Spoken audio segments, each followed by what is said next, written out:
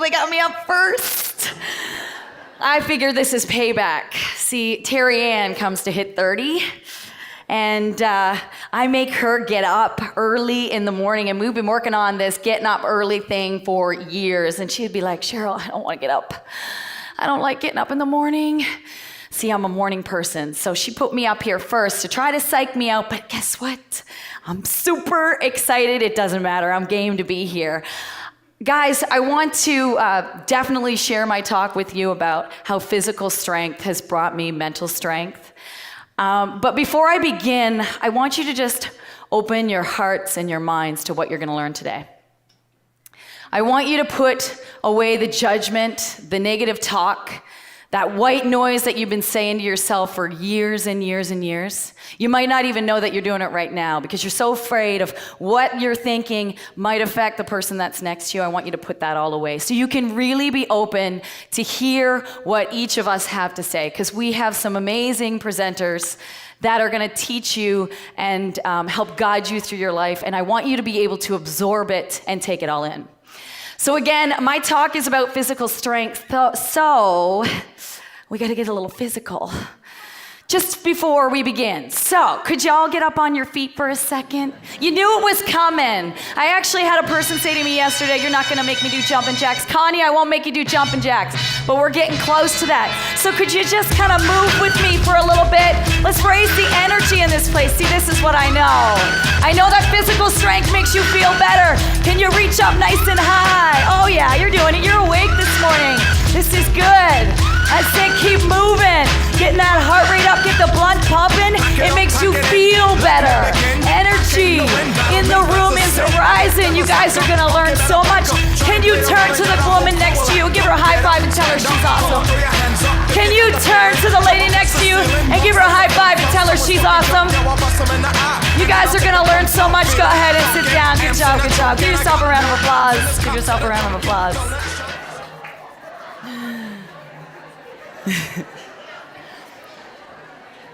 Can you hear the energy? Can you feel the energy of what physically moving does for you?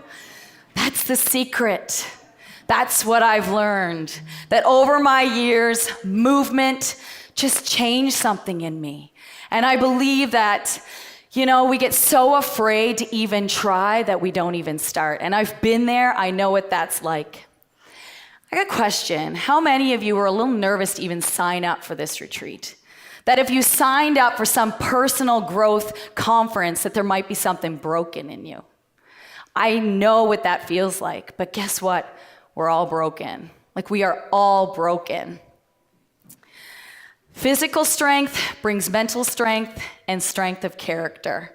That has been my motto. That has been my philosophy for years.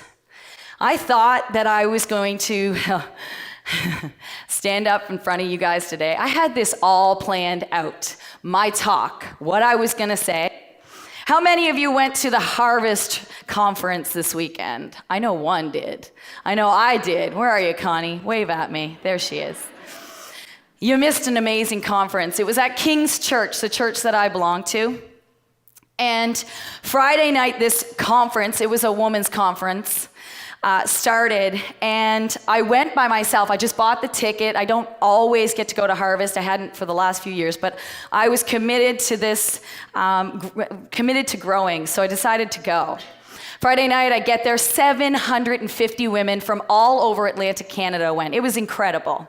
The music was pumping, the speakers were amazing. I sit in the chair with a little bit of self-judgment, like you're here alone, you're not with anybody, and they all have their groups, and that negative white noise talk was playing in my mind. I was like, gonna turn it out. And I was sitting there, and a friend of mine, Shannon Gainforth, she came over and she said, are you here alone? And I was like, yeah, I am. She's like, do you mind if I sit with you? Sure. So we sat in the seat and we got talking about the conference and about her business, Creative Rise, and just kind of about life. And I was telling her that I was doing this talk at the Bee Retreat and how excited I was, but super nervous as well. And that I had been planning my talk and I knew that what I wanted to say. And all of that happened. It was great. Friday night, I left early because I was up at 4 a.m. because that's what time I get up in the morning. And I'm old, so I had to get to bed because I had to be up early for the conference on Saturday. Anyway, I got there Saturday, again by myself, and that whole talk came in again of, you're alone, you're not with anybody, these people all have their groups. And I was like, not gonna listen to it, just go find a seat. And I sat back down. Shannon wasn't with me on Saturday, and we listened to the first speaker. Her name was Heather, and I can't remember her last name. It doesn't matter. Anyway, she was amazing. She came from Tennessee, Texas. I'm making that up too, I don't know. Something like that. And she was pouring out her soul. And she was telling us all about her failures and her struggles and where she had been in her life. And the whole time, guys, I made notes. I made so many notes. But the whole time I was making notes, there was a voice that kept speaking to me and telling me that what I had planned to tell you guys today, I couldn't share. That wasn't the message you can bring. And I was like, are you freaking kidding me? I've been working on this forever, and you're telling me I cannot tell these girls what it is I want to tell them? And it was turning over in my mind, and I'm sitting by myself, and I have my notes, I'm listening, but this stir inside my soul was happening. Shannon walks by after the first speaker leaves, and she was like, oh, hey, how you doing? And I just poured it out. I was like, you know what? I'm sitting here listening, and I told you I'm doing the Bee Retreat tomorrow, but God is telling me I cannot tell them what it is I had planned. And she was like, are you serious? And I said, yep.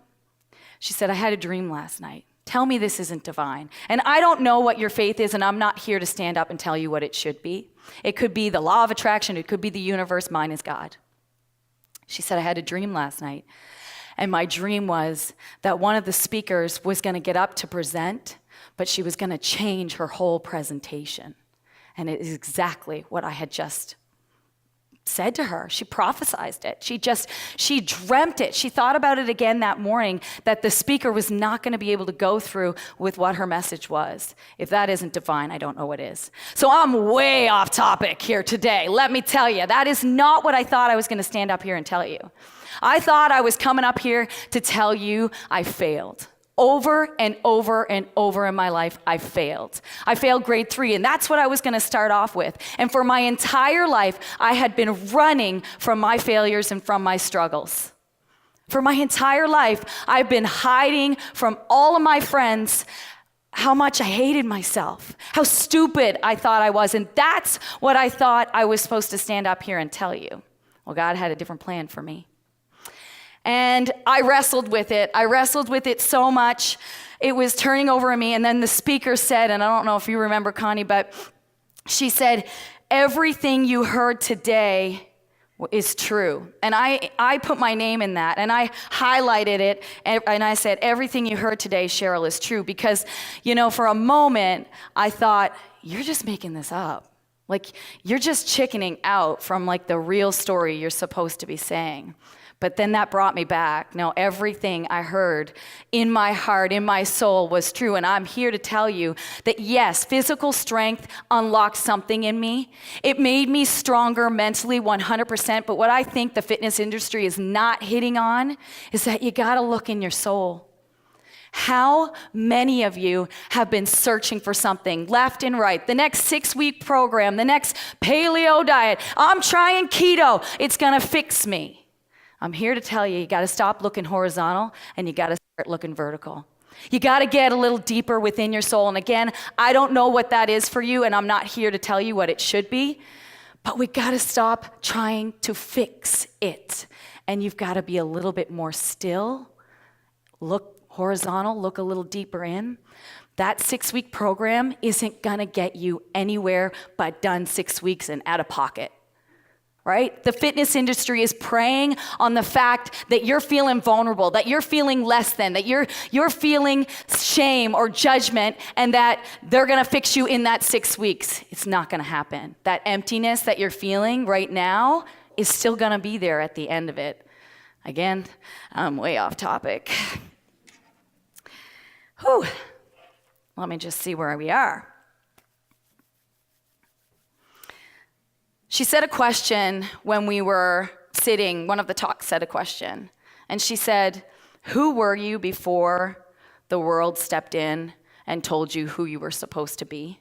And I thought, whoa, that's big. And for me, it was 8 years old. That's when I stopped being me. That's when I let fear and judgment and shame rule my life. That if I put myself out there, somebody would see who I was. I was broken. But the good news is you are. And I know that may not sound like good news, but it's the truth.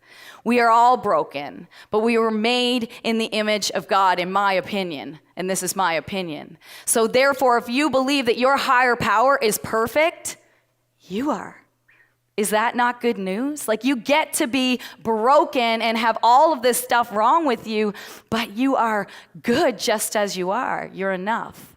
And I believe that it is my new quest in this fitness industry that if I can bring the message of you're good right where you are, right today, that you can build from that. That you don't need to lose weight before you start a program. How many of you say, I can't go to a gym, I gotta lose 10, 15 pounds first?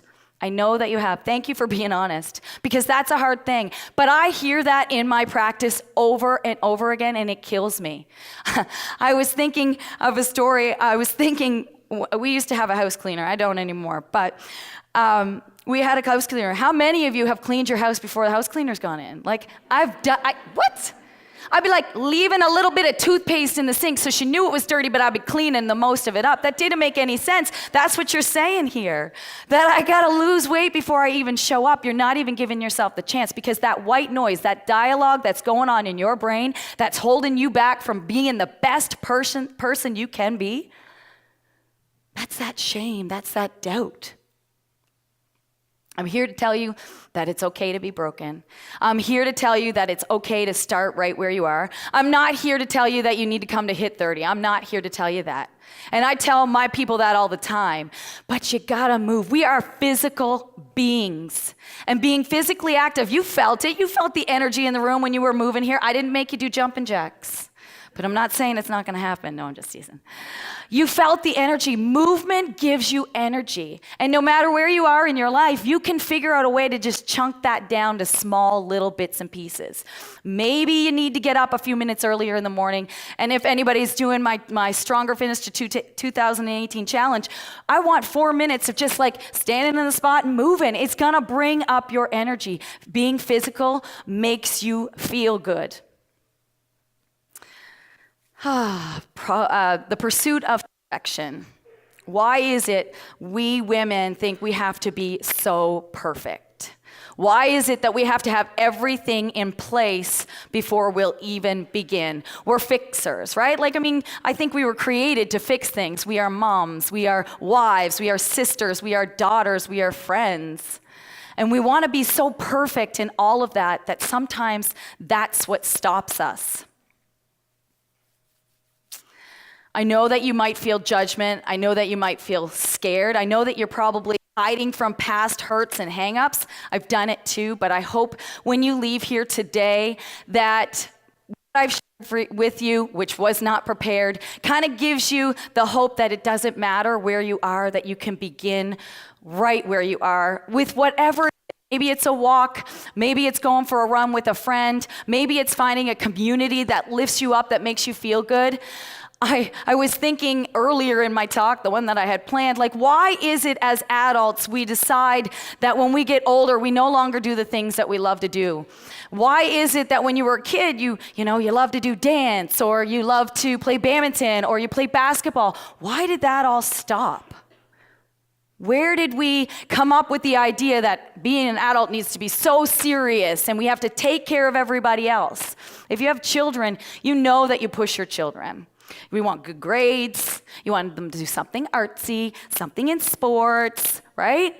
You want them to, excel and go after things and push them and wanting more. But who is pushing you? Who's pushing you? Why did you let yourself go? Where did that happen? I challenge you to commit today. And you've got your cards in front of you. And I want you to take away some things from today. I do have 5 things that I want you to begin. The first one, if you want to write it down, you got to admit where you are. You got to admit where you are and what's hanging you up. Like, what's stopping you from beginning? Why is it you don't feel that you're as important as the person next to you to even try? Admit where you are. That's your first one. You got to reveal it and heal it. Fear, anxiety, failures, struggles, shame, they all win when you continue to search for the next thing to fix you. They win. And I know you don't want that anymore. I believe that each one of you have come here today because you're tired of looking for the next diet. You're tired of looking for the next 6-week program. And maybe you were hoping I was going to give you the magic pill as to what's going to get you healthy and strong. But I believe that it starts with where you're at today. You got to admit your hurts, your hang-ups, your failures, the things that have gone on in your life. You got to find somebody who you trust. Or maybe you just got to say them out loud. Finally admit to yourself what's been holding you back. Then you move forward. You are enough as you are right now, today. You were made for more. Pushing through your pain instead of running from it will bring you the promise of abundant life that I know my Creator has for me. I was terrified to stand up here and tell you that. I thought to myself, I'm going to lose clients because I'm standing out here and speaking of my faith, if maybe you don't have any. And that's what was stirring in me all night long. I got up at 1 o'clock this morning because I couldn't sleep. My husband was snoring, to be honest. And my speech was just going on in my mind. Do I do this? Do I really? I mean, you got it all planned out. Do I say it? But I had to. I had to share with you what has helped me. And that's connecting to something greater than myself. And knowing that somebody made me perfect with all of the crap that I have. I have struggles. I have a story. We all have a story.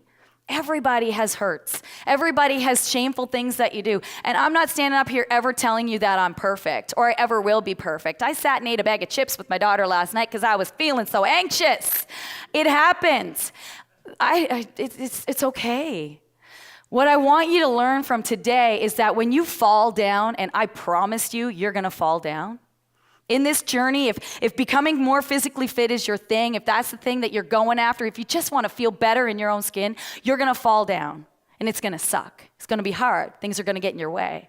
If I can teach you one thing, is when you fall down, you don't just stand up, you bounce up. Don't let it happen on Thursday and you be like, I'm writing off the weekend. I'm going to eat my face off. I'm going to drown my sorrows in alcohol or food or whatever it is. Numb myself watching TV for hours on end. Forget that life is even happening. And then on Monday, I'm going to white knuckle myself back to straight. How many of you done that? I've done that. I've done that over and over again. That's why I can stand up in front of you here confidently today and say, I've done it. It does not work. You're just going to keep repeating it. It's almost like, going to an amusement park and you get up on that roller coaster and you're so excited for the ride. And you get on, and you go up and you go down and you turn around, but you always arrive back at the same place. How many of you have arrived back at the same place? Yeah, we do. It's because we're not doing some deeper work. Right? We got to do the work, the deeper work. So the first thing is admit where you are. Speak your failures, your hang-ups, whatever it is to somebody. The next thing, and this trumps so much in your life, but you got to see where you're going. You got to have a vision. So number 2, if you have that space, write down vision. I want you right now to just kind of close your eyes. I won't come over and be in front of you and scare you, I promise. Just close your eyes. And if you had all the money, and you had all the time, and you had all the resources, what would the healthiest version of you look like? Start to picture her. What would she wear? What would she eat? What would she do? What would her life look like? How would she feel? What would her relationships look like? Get clear on what it is that you want, you can open your eyes. You have that picture of her right now in your mind. If I stripped every excuse that you had away, you know what she looks like.